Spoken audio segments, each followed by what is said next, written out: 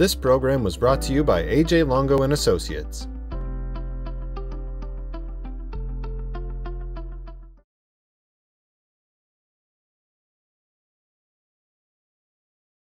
Good evening. I'm Joe Carbonetta, and from the Pasadena Media Center, this is Arroyo Live. Our program is produced by Pasadena Media to help enrich our community through informative and meaningful conversation. Remember, you can share your questions or comments with us anytime at arroyolive@pasadenamedia.org. Ask most anyone what comes to mind when you mention Southern California, and there's a good chance the response will include sunny days, palm trees, beaches, expertly manicured lush green lawns, and of course, swimming pools in seemingly every backyard. With all that greenery and water, it's easy to forget that Southern California is actually a desert. In fact, the city of Los Angeles currently spends $1 billion, that's billion with a B, per year to import nearly 85% of its annual water supply from other regions to support its water needs. Those numbers will only go higher in the years to come as California faces an ever-increasing population combined with a continuously worsening drought.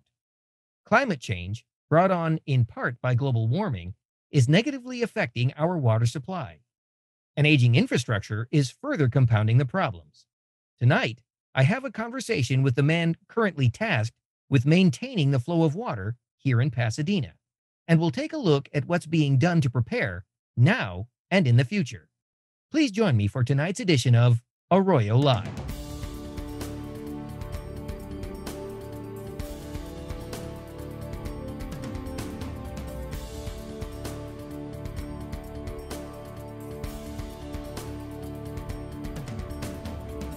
I'm joined by Pasadena Water and Power's interim general manager, Mr. Jeff Keitlinger. Thank you for joining us this evening. Thank you for having me, Joan. As a former CEO of the Metropolitan Water District of Southern California, you're well known in the industry, but for people who might not know about you, can you tell us a little bit about your background? One of the things that a lot of people don't know, and I think is an interesting fact, is I'm actually an eighth generation Californian, and that makes my kids ninth generation Californians. On my dad's side, his mother was Laura Machado, and the Machado family were original Spanish land grant. They came here, so we've been an Angelino-based family for a couple hundred years, and so we go way back. I am a lawyer by training, and I was an environmental lawyer working on issues like Colorado River water rights and legal issues. And I became Metropolitan's chief counsel. And then the board of directors at Metropolitan asked if I would consider being the CEO, general manager. And I did that in 2006. And I just retired last summer from Metropolitan. So working as the head of a water district wasn't, you didn't see that as your life's calling. That's not exactly how you started out. No, I was a lawyer, and I was really interested in environmental issues. And so I was an environmental lawyer, and that was my life plan, and that was my career path. And it just sort of worked out that Metropolitan needed a general manager, and the board of directors had faith in me and asked if I would switch my role from being a lawyer to a manager. How long will you serve as the interim general manager here at Pasadena Water and Power? The goal is for approximately 6 months. The interim city manager, Cynthia Kurtz, actually served on Metropolitan's board of directors as Pasadena's representative to Metropolitan. And she reached out and asked if I would consider doing this for 6 months, knowing that I'm nearby and a resident of the area, and that I just retired. And so I promised her I'd do 6 months, give them time to hire a new general manager here. And so they're obviously currently searching for a replacement. How is that proceeding? Well, it's just recently been posted, and so they'll be asking for people to apply over the next couple of months. And the goal is to get a new city manager to lead Pasadena in midsummer by roughly July timeframe. And then that new person can choose the new head of Pasadena Water and Power, at some point shortly thereafter. Have you given any thought to what happens if in 6 months' time they haven't found a suitable replacement? Well, this isn't my life's work, so I'm hoping that they can do this and manage it and find the right replacement. I certainly would have be open to having a conversation with the new city manager once they come on board. Well, what kind of challenges is that new GM likely to face? And are you facing them now in the interim? Pasadena, like a lot of Southern California, is getting older. And, a lot of us resemble that remark. We're all getting older. But Pasadena's infrastructure tends to be roughly 100 years old. That's when the city was being built out. And so we have a lot of pipes that need to be replaced throughout the city in the water side. Our electrical distribution system mostly dates from the 1970s and needs to be upgraded. So we're spending a fair amount of money, but you're kind of in a race against time to get the city up to the higher reliability standard that we would like. And then there's some long-term challenges we see coming. Climate change is going to be difficult on water supply, drought. The Raymond Basin has, that we rely on for our groundwater has been impacted by warmer, drier conditions. And California has mandated that everybody go to a much higher portfolio of renewable power. And so Pasadena's existing contracts for power are starting to expire in the next 5 years. And Pasadena has to go out in the market and acquire a lot of renewable power. So a lot of significant challenges, aging infrastructure, new resources, a lot of retirements that we've seen throughout the city. New staff has to come on board. But these aren't uncommon challenges in the utility business. I do, on the plus side, I see Pasadena is well situated to work through them, and they've got a good track record and they can meet these challenges. But it's not going to be easy. Well, as we noted in the beginning of the program, you started out in this water world, as it were, with the Metropolitan Water District, and are now serving as the interim general manager for Pasadena Water and Power. But as it turns out, Pasadena plays a role in the creation of the Metropolitan Water District. I'm wondering if you could give us a little bit of that history and share that with our viewers at home. Absolutely. So in the 1920s, Southern California was starting to grow pretty rapidly. People were moving here. The film industry and the oil industry were really setting off a big growth boom in Southern California. And people began looking around for water. There simply is not enough of a water resource here in Southern California to support the population, nowhere near it. And the only real water source available to the region that hadn't already been tapped that they could reach was the Colorado River. And that's about 250 miles east of here. And it has to be pumped up and moved. You had to build dams on the Colorado River. So they looked at this project, but it was going to be enormously expensive. And rather than, say, the city of Los Angeles doing it on its own, they decided that the smart way to do it is to get a consortium and form a collective of the big cities in Southern California. And so 13 cities started to get together.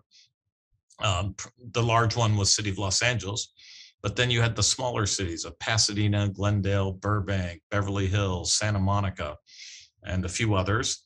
And they started meeting to say, what sort of agency can we do to tap the Colorado River? And they held the meetings right here in Pasadena at the Huntington Hotel. That's now the Langham Hotel. And that's where they held their meetings. And eventually they hammered out a draft of what became the Metropolitan Water District and said, this is the type of agency that we need to do. And we got to raise the money to go build this big project. And we need all of Southern California united and behind it.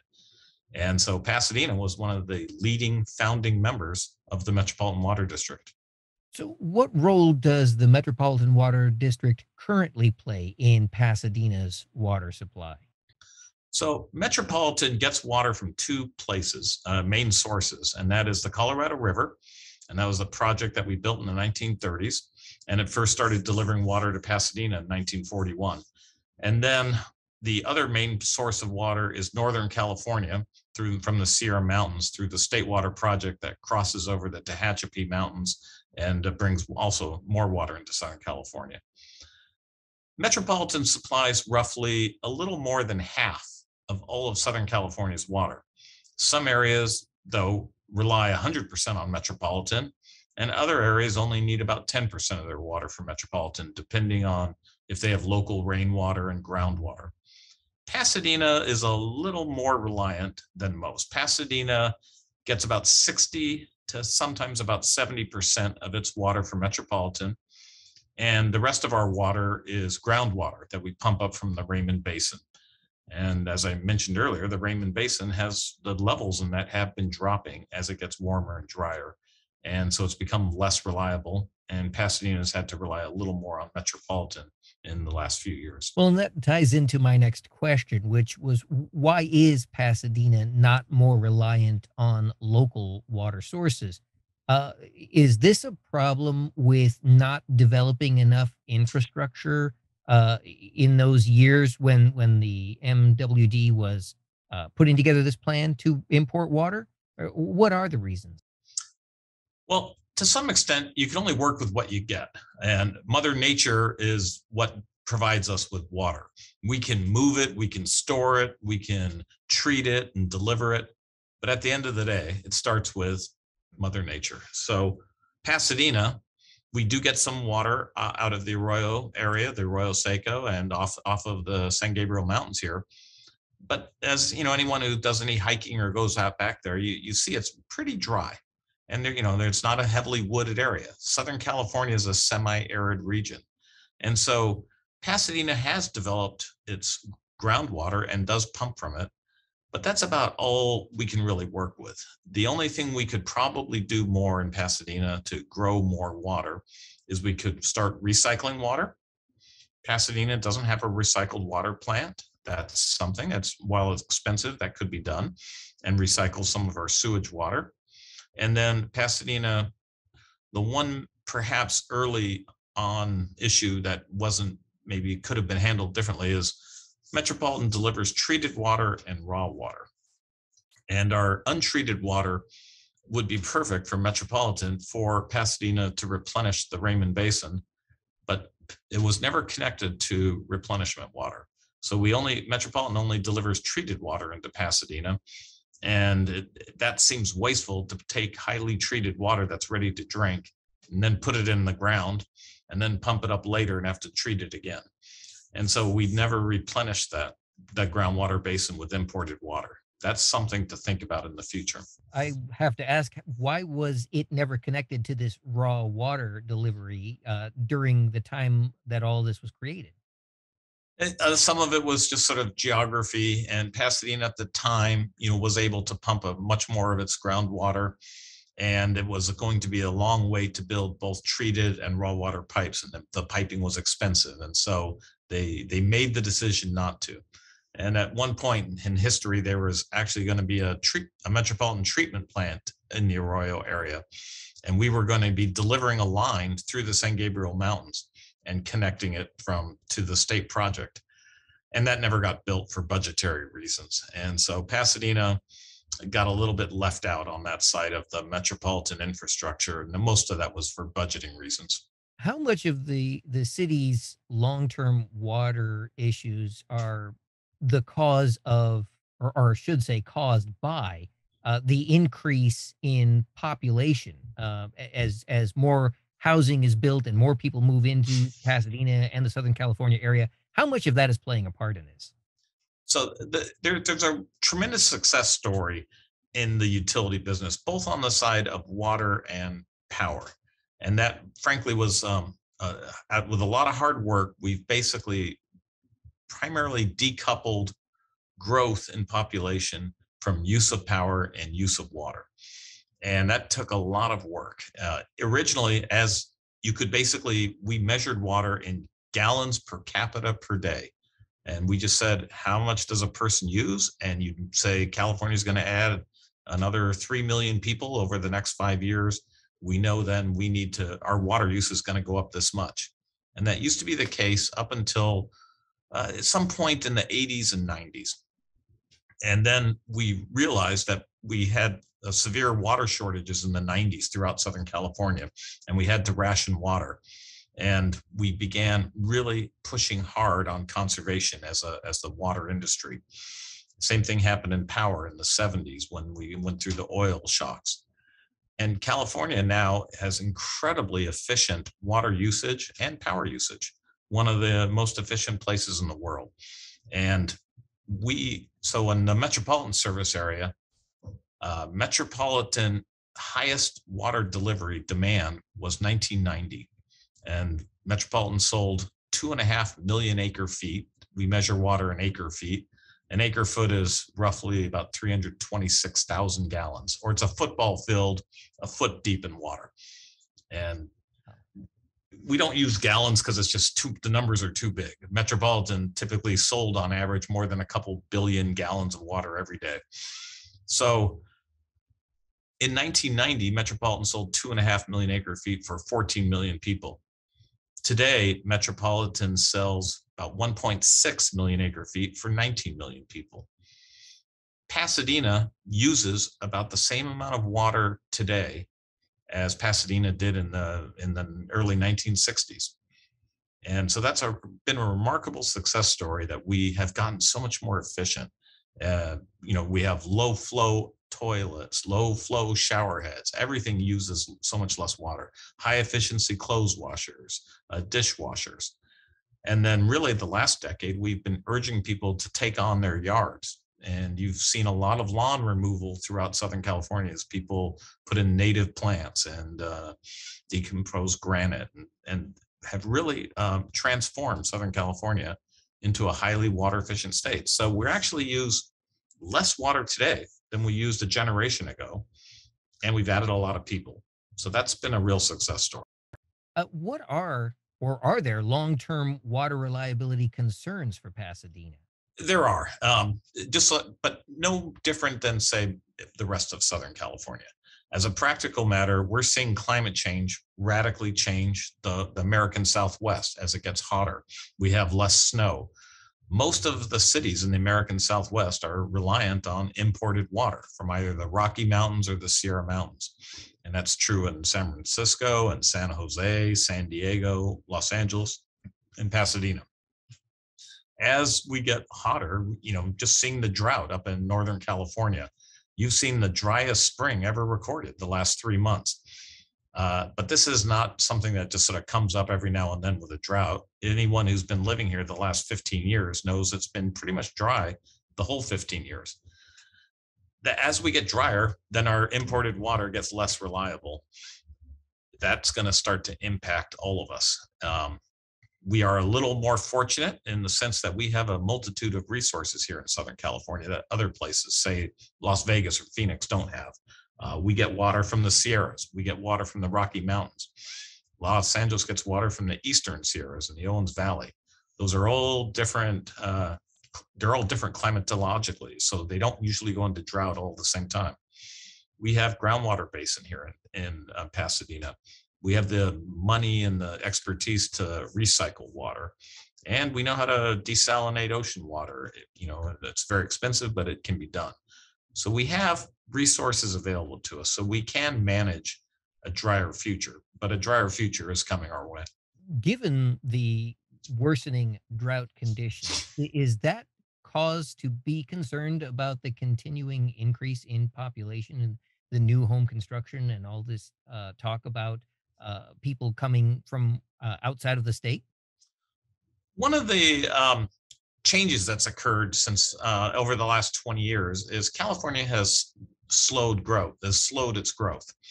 Up until the early 2005 or so, California was growing by roughly about 500,000 people a year. It's now about less than half of that, and shrinking even more. In fact, Southern California, for the first time ever, lost a congressional seat. We actually have more people moving away from California than moving in. We still have a relatively high birth rate, so we're still growing, but that growth is shrinking. So that's, in the utility business, that's a good news. It causes other challenges and revenues and businesses. I understand that. But in the utility business, it means we don't have to continually plan for high growth. And so that gives us some help there. We are still growing though, and that does require more water and more power. But as I've said, we are good at managing that. We have become so much more efficient. And typically the growth that's coming to Pasadena is infill, not new houses, because there isn't the land for it. It's condominiums, apartments. So that type of infill apartment growth tends to be very highly efficient compared to new homes. So I actually don't see a long-term challenge for Pasadena because of growth. The long-term challenges are because of climate change and heat and those types of challenges that we're going to have to deal with. It's recently been announced that there will be some proposed rate increases in water delivery in the Pasadena area. I wonder if you'd take a moment to talk with our viewers about that. Yes. Uh, we have aging infrastructure, just like all of Southern California does. Pasadena, maybe even a little more so than some of the other places, because Pasadena was actually a site of relatively early development in Southern California.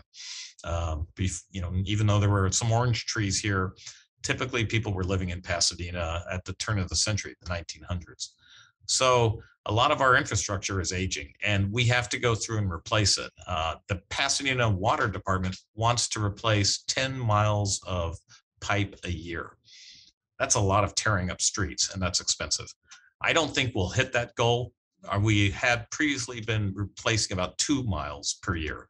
But my goal is to try and help push us to 4 to 5 miles, at least double that, because this past weekend alone, we had 5 water breaks.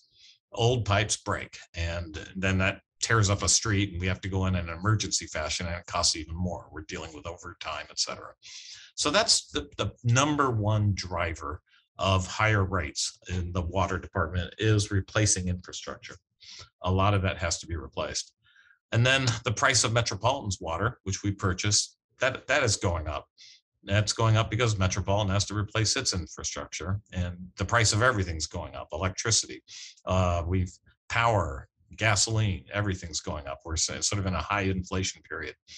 So we just adopted a 7% rate increase overall for 2022 and for 2023. And so those should tide us over for a bit and help us keep the system reliable and keep the water flowing. It seems as though the drought here in Southern California worsens just about every year. Yeah. And we've talked about conservation having been a key player in recent decades. Is there more conservation in the future, in our future, as a result of this worsening drought situation? We think so. Pasadena's plan, and we put together a water plan. What we're planning on is about a 20% reduction in water usage over the next 5 years. So a few percent each year, getting down to using 20% less than we currently do.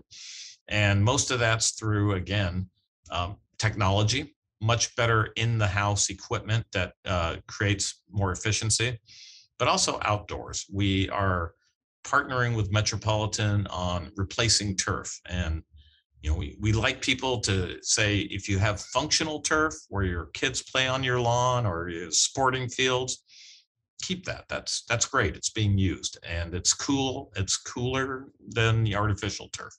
But if you have if it's just for show, if the only person walking on the lawn is the gardener, then think about replacing that with native plants. They're also beautiful, they can be attractive, and they use a lot less water. And you're seeing that catch on. And that's where a lot of water can be saved. People are already pretty efficient inside the household. And so we're pushing aggressively on outdoor yards, become more gardening versus less lawns, which are the big water user. How much of the climate change that we've seen is the result of these non-native plants or will be caused by reverting to native plants? The climate change is happening on a global scale. It's not being driven by what we're planting or not planting here, but what helps a city stay, at least as our temperatures rise and you get these cities pulled together and there's a lot of concrete in cities and asphalt and those reflect heat and they become hotter and hotter. What's a tremendous way to keep a city cooler are trees. Trees, soak up carbon, they keep the area cool and comfortable. So we encourage people, if you have a tree, make sure it's watered, make sure your trees stay healthy. It's the lawns that are just there for show that don't add much cooling and use a fair amount of water. So we always try and tell people, save your trees, take out your lawn, add native plants there. They require some water when they start, but after they really get established, they don't require much water. And that's the kind of message we're trying to deliver. Keep the trees going, though. Well, so far we've talked about quantity of water and its availability, but let's move over into quality, if we can. What is the quality of the tap water that we see here in Southern California? Certainly, the bottled water industry has become a pretty mainstream industry. There were times when bottled water was rivaling the cost of gasoline, although that's recently changed. It's shifted significantly for reasons that obviously have nothing to do with climate change. But what is the quality of water that is delivered from your tap? It's 100% safe all the time, 24/7, 365. So Pasadena has its own water quality lab. We test water every day. We test the water on a daily basis. Metropolitan also has a world-class certified laboratory, and they conduct almost 1,000 tests a day on its water. So we have highly tested water that is 100% safe to drink, and that's a real credit to the water industry. Bottled water also 100% safe to drink, and certainly convenient. We understand, if you're thirsty and it's good to stay hydrated, we urge that of everybody, drink a lot of water. And if you're at a store and you don't have water with you, you pick up a bottle. That's very convenient. But what we also urge people to do is to use your own flask. Buy a canteen. The technology in them has gotten so much better. They keep water cold all day long. What types of tests or what systems are in place to test the water that's delivered in Pasadena? Well, water is sampled at various locations. And so it's always safe as it's delivered. It comes when we deliver it. Now, Pasadena delivers a mixture of groundwater and imported water. And that imported water usually comes, we call it surface water. It's coming off the Sierra Mountains from melted snow, and we pick it up out of the Sacramento River, or we pick it up from the Colorado River, and we bring those in. Groundwater has a whole different set of issues. That's pumped out of wells and usually contains more minerals. They often have a lot more mineral content in that water.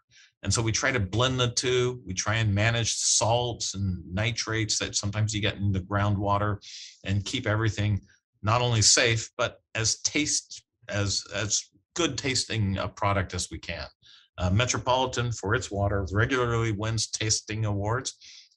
Believe it or not, there's actually people that taste different types of water and grade them and rate them. And, if you taste enough water, you can, even though there's not huge, vast differences, you can taste differences. Pasadena's water is high quality, but it's a little harder than some areas because of the higher mineral content. Colorado River water tends to be a little saltier than the water from Northern California. And so you have slight variations in water. I would also like to ask you to address, just for everyone's information at home, certainly one of the reasons that many people have cited over the years for switching to bottled water is the fact that most municipal water is chlorinated and fluorinated. And what do you say to that? Water is chlorinated to prevent diseases and waterborne diseases. Most of the water in Pasadena has very little chlorination. It's actually not chlorinated to disinfect the water. It's just there's a slight dosage of chlorine so that it stays clean as it spends its time in the pipes traveling throughout the city.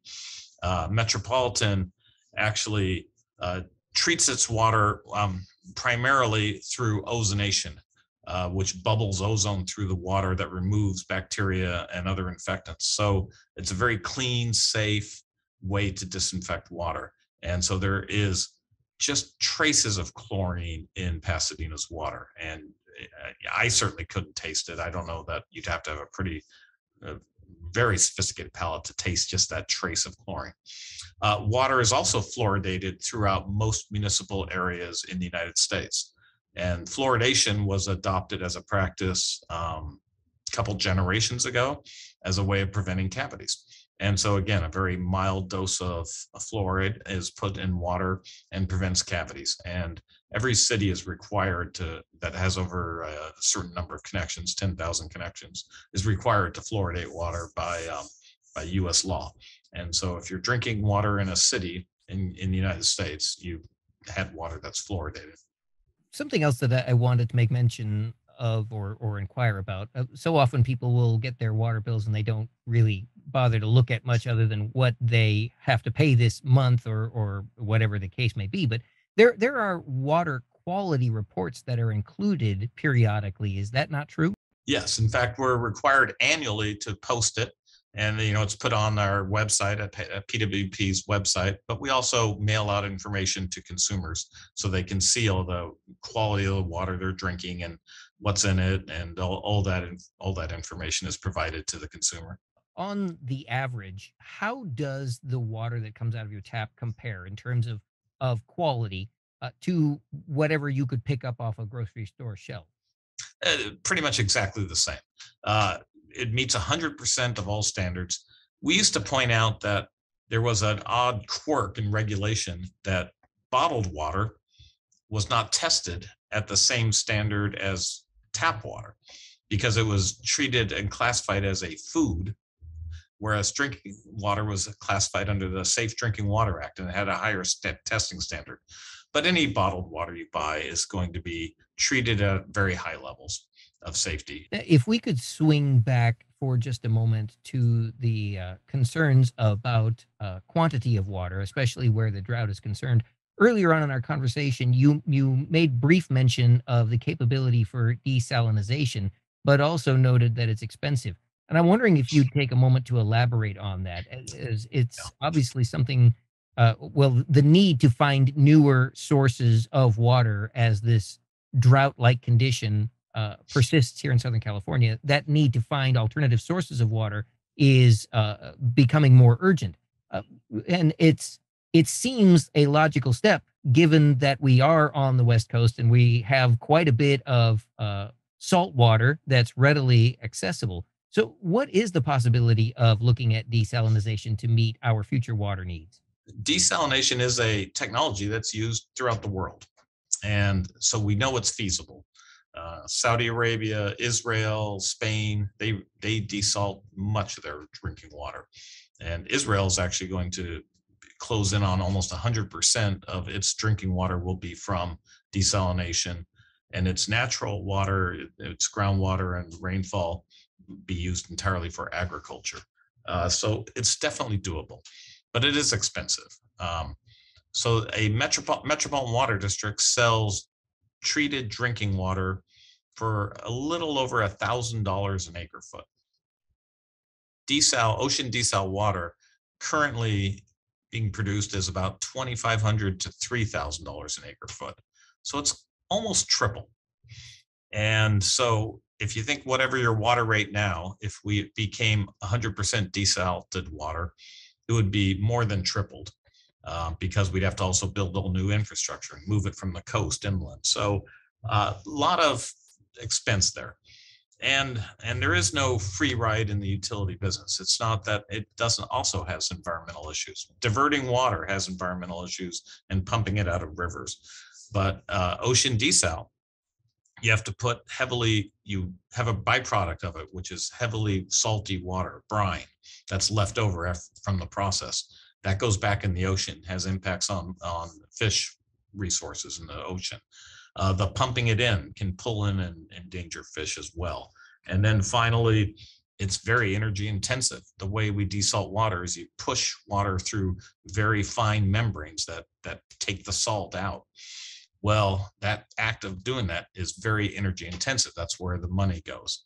And California is trying to be more efficient and get all its energy from renewable resources.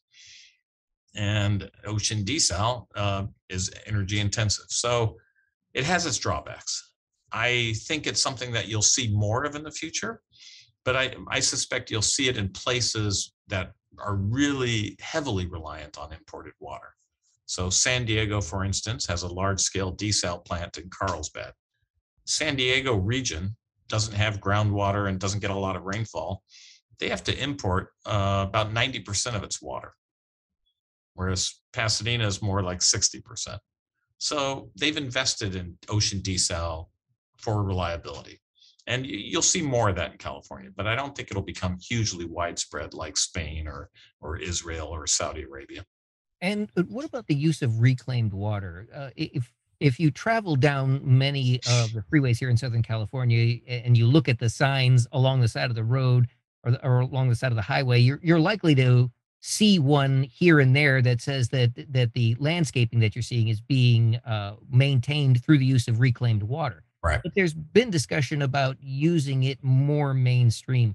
What are the challenges of doing that? What are the possibilities of doing that? And what about the way the public views reclaimed water? Reclaimed water, again, is a technology that's proven and has been around, but it's been not pursued super aggressively, except in places that really need to do it. And because there's a certain, we like to call it in our business, a yuck factor. People don't like the idea of saying, you mean you go to the bathroom and it goes down a sewer and then you guys capture it, clean it up, and then we drink it? The public has had a hard time doing that. They've had a hard time swallowing it, perhaps. Yeah, swallowing. Sorry. No, that was perfect. It's gotten more and more public acceptance as people understand drought, the water supply issues that we have, and they've gotten a little more faith in the technology. So in Orange County, right now, there's a lot of water that's recycled, sewage water, recycled, and then put in what are called spreading basins that percolate into the groundwater basin.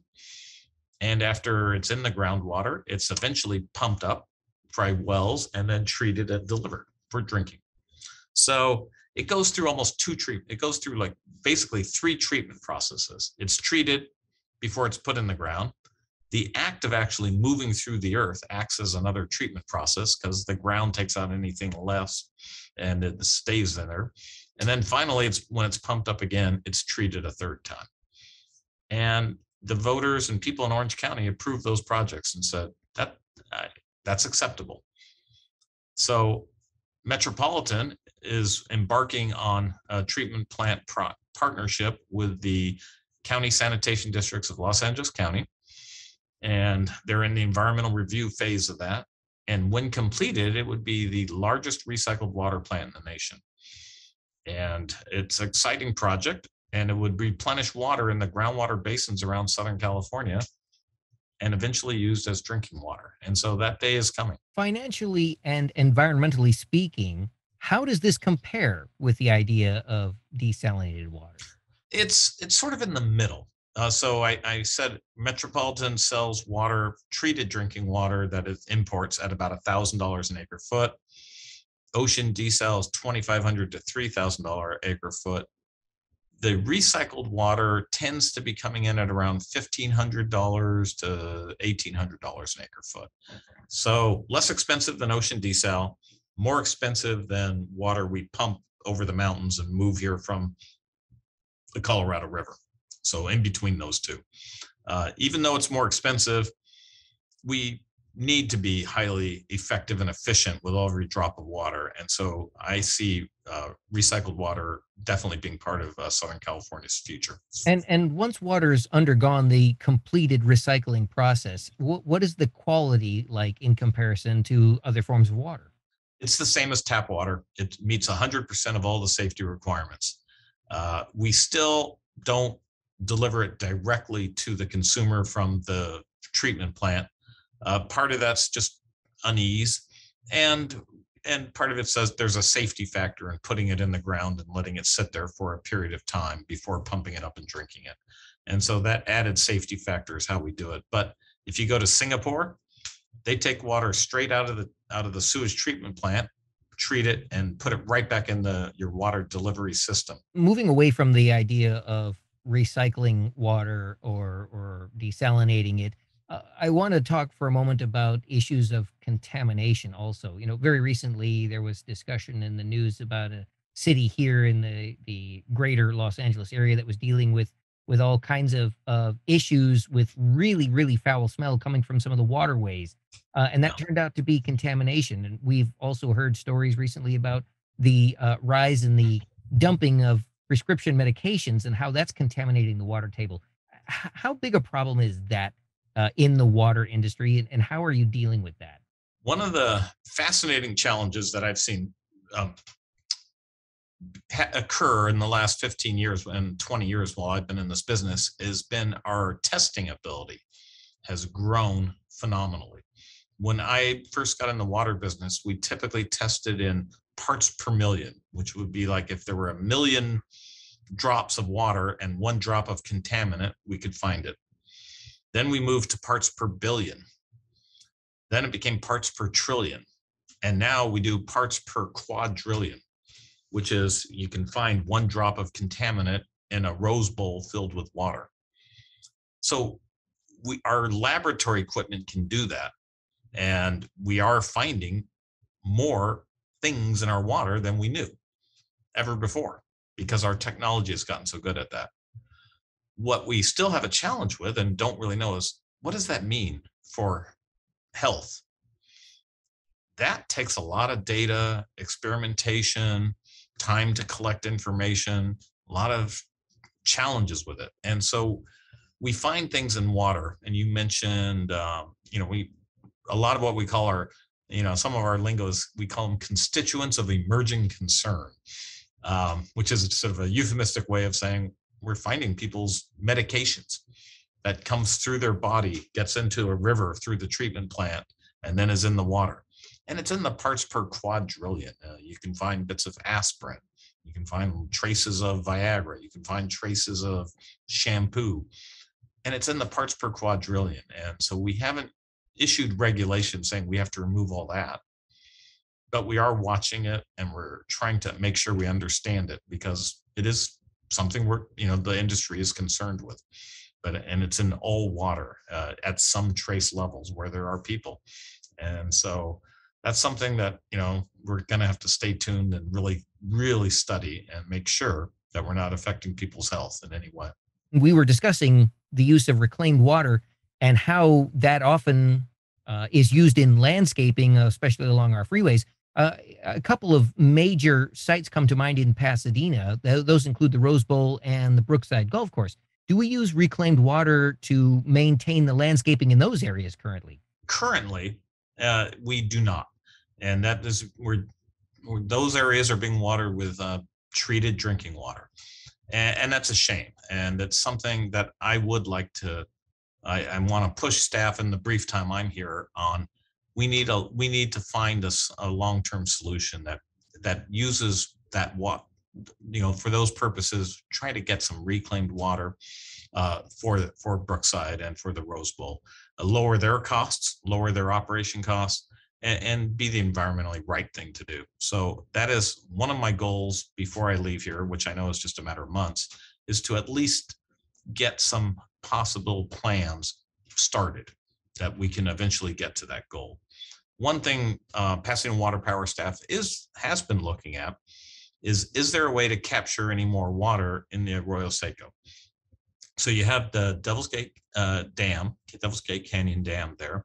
That is actually a flood control facility that's owned and operated by LA County Public Works. Behind the dam are what we call spreading basins, which are basically areas that have a berm around them that are owned and operated by the city of Pasadena. And so we don't have a lot of rainfall here in Southern California, but when we do, it tends to just rifle to the ocean very fast, which is why we're all about flood control and managing those floodwaters. But whatever we can keep without sending it to the ocean, we try to put in those spreading basins and get it into our groundwater basin and add water that could be used potentially for Brookside. So Pasadena Water Power is looking at some projects up there. And there's some opposition to it, and people are concerned about more development in the Arroyo. But some of the projects they're looking at are maybe using an inflatable dam, something that could go up and down. So in flood conditions, capture more water behind Devil's Gate, and then bring that over into expanded spreading basins and using some more land there for spreading. And what we want to ensure is that it's done in an environmentally friendly way You still have the good hiking experience up there in the Arroyo. A lot of bird watching, a lot of birds. We want to keep some water back there and make sure that they do that. But if there's a way to capture a little more water, get it into that groundwater basin, deliver it to Brookside Golf Course, that's something we want to do. So we're going to continue to explore that and see what's possible. And maybe someday get some federal or state money, do some small scale recycled, what we call in our business, we call a package plant. And then we could deliver some of that water to the golf course. Those are things we'd like to see on the horizon to help Pasadena get more reliable. You mentioned the Devil's Gate Dam, and that's something of a political hot button at the moment. I'm wondering if you could give our viewers at home a little bit more of a background on what's going on there. And I believe you mentioned that Pasadena Water and Power is not directly connected to that, but perhaps you could explain that in a little more detail as well. There's a lot of facilities that were built in the 1950s and some earlier are on the San Gabriel Mountains. And, most of us that have grown up here don't remember it, but Southern California used to be prone to very serious flooding, which would do tremendous amounts of damage. And that's because the one thing that people do know here is that we don't get a lot of rain throughout the year, but when we get it, it tends to be all at once. We'll get like 7 days of rain and then nothing for the rest of the year. That type of intense, short burst rainfall tends to have high floodwaters. And it used to destroy whole neighborhoods throughout Southern California. So they built concreted the LA River, and we built these dams. LA County operates most of the flood works around here. So the LA County Public Works operates Devil's Gate. After the station fire, a lot of silt in the next rainfalls, a lot of trees burned, the roots hold back the mountains. After the station fire with all the dead trees, there was a huge silt buildup behind the dam. Just a huge, all the rainwater pushed down all this dirt and gravel, and it filled up the dam area. In which case it can't really operate as flood control because there's no room for the water. It just goes immediately over it. And it was controversial that they had to bring a lot of dump trucks and diggers and empty out and dredge out behind the dam. And that disturbed habitat and it disturbed neighborhoods, steady stream of trucks. And they had to move out millions of cubic tons of material. The scale of it was quite massive. And that was the controversial part. People didn't like all the traffic, all the trucks, and tearing up parts of the Arroyo. But eventually the county was able to get the permits and they did get it done so that it can be safer. What we're trying to do is continue to operate it for flood control, but capture more of that water. That's, when you're operating it for flood control, you're just capturing the water and then letting it go. We want to keep and retain some of that and get it back into the basin. It's not going to be huge amounts, but it's something that we're working on. And we're going to partner with LA County Public Works to do that. What about the move to bring fish back to some of LA's tributaries? Right. We talked a little bit about, Devil's Gate and the role it plays in flood control, and the LA River, how it was concreted to protect neighborhoods from flooding. Well, a lot of those decisions were made 50, 60, 70 years ago. And the emphasis there was on public safety and protection of housing. And now 60, 70 years later, we're thinking, well, it'd be nice to have a little more natural, more of a natural landscape in the LA River. It would be more attractive. You could keep water in it. You could retain more water capture it for groundwater basins. And you wouldn't have all these dams up and down the old river that prevent fish from going up, because fish used to come up and down the LA River and come up to the Arroyo, spawn, and come back. Admittedly, those rivers were completely dry in the summer. They were just dry washes most of the time. But so the water wasn't there year round. But the fish adapted to that. They were in there in that cycle. Well, there's talk of trying to return portions of at least the LA River back to a more natural setting. And there's long-term thinking that if we do that, we could actually perhaps, add fish back into the mix and add them to be part of it. Obviously, a lot of challenges, a lot of infrastructure in their way, a lot of dams, a lot of things operated by different people. The Army Corps of Engineers, LA County Public Works, LA City, and Pasadena has its own little piece in the Arroyo. So you'd have to build fish passage, and you'd have to rethink some of the infrastructure. But people are looking at it, and it's an interesting challenge, and they're saying, I don't know if it's ever going to be completely feasible without removing big chunks of infrastructure, but there's some things that can be done, and we would like to see some of those things done. Another idea that has recently become something of interest is the use of collecting rainwater through rain barrels and other such methods. Can you tell us a little bit about that, pros and cons of doing it? Yeah. So people originally, a lot of cities said no collection of rainwater on your home because they wanted it to hit the ground and get into the groundwater basins where the cities had wells to capture it. We now actually encourage people to do it. And on our website at PWP, you can go look. There's water saving devices that we give rebates for. And one of them are rain barrels. And so we do encourage people to go out and get a rain barrel, collect water, and use it around their household for watering. But again, we want people to be careful with how they do it. Those can become a way to breed mosquitoes if you just have water sitting in a backyard in a barrel, if it's uncovered. So we want people to use the right equipment, do it the right way. But we do give rebates for that. Well, we only have a couple of minutes left in the program, but I did want to go back to something that we started talking about a little earlier in the show, and that was the proposed water rate increases that will be taking effect in the Pasadena area this year and again next year. That was very recently discussed at a Pasadena City Council meeting. Yes, and I'm very pleased to report that it actually happened yesterday, March 14th, and the city council, there was a fair amount of discussion. They asked a lot of good questions, and they really wanted to understand our billing structure and how we bill for it and what the money was being used for. And the council provided a deep level of oversight and making sure that the money is being appropriately collected and spent. But at the end of the day, the council voted 8-0 for 7% rate increases. And raising rates is never popular. It's always a little controversial, but we didn't get too many comments from the public, just a handful. And many of the comments were supportive as well, saying, we understand you need to do this. We do want clean drinking water, and we want reliable water. So I'm pleased to report that it was a unanimous decision by the council, even if it's not a popular thing to do, to raise rates. And that's going to help us build a system that's safer and more reliable for all of Pasadena. And I want to assure the public the money will be well spent. Well, and speaking of safer and more reliable water technology, I'm wondering if you could tell us if there's anything on the horizon that is new in water technology. Most of the things are getting more efficient on how to desalinate water, more efficient on renewable, recycled water, treating up sewage water.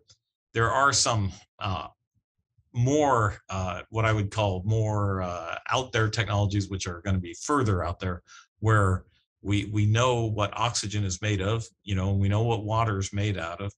Is people are looking at ways of just taking ways and cleaning, or basically converting air into water instead of having O2, adding hydrogen and making water that way and capturing it through the air. And and that's a technology that's going to be down the road. But right now I see the main advances of being in the recycled water and the desalinated water. And our hope is that we get much more efficient and energy efficient ways to do that. And in the very last seconds of the show here, just your final thoughts on the effects of climate change on our water supply in the future. The effects of climate change are pretty dramatic, and water is where, frankly, the rubber hits the road on climate change, because what's going to happen in California and parts of the West is we're going to see a much reduced snowpack. The good news is it's not like water is going to vanish California, but the bad news is we're going to get more rain, a lot less snow. Well, more rain means flooding. It means we have to capture and use water. What normally a melting snowpack took 4 months that we could take our time delivering and moving water around, instead of 4 months, we may have 4 weeks the same amount of water has to all be handled, captured, and moved within a matter of weeks. And so it's going to take a lot of infrastructure, a lot of smart thinking and planning. We can deal with the effects of climate change, but it is going to be hard. And it has other ripple effects on water, more wildfires, a year-long wildfire season. Well, those wildfires occur in the Sierra Mountains. The Sierra Mountains as our source of drinking water. If it's going to be burnt trees and devastated landscape, that impacts our water quality, our water quantity. So the effects of climate change are going to be very difficult to manage. And that's one reason why we want to stop climate changes from getting worse. It's already gotten tougher, and we're going to be dealing with it for a long time in terms of higher temperatures, more drought, less snow, all those challenges. Well, Pasadena Water and Power Interim General Manager, Mr. Jeff Keitlinger, thank you so much for joining us this evening. It's been a pleasure speaking with you and very informative. Thank you. For our viewers at home, if there are topics you would like to see addressed on this program, you can email them to arroyolive@pasadenamedia.org, and we may include them in a future broadcast. Until next time, this has been Arroyo Live. I'm Joe Carbonetta. Thank you for watching, and good night.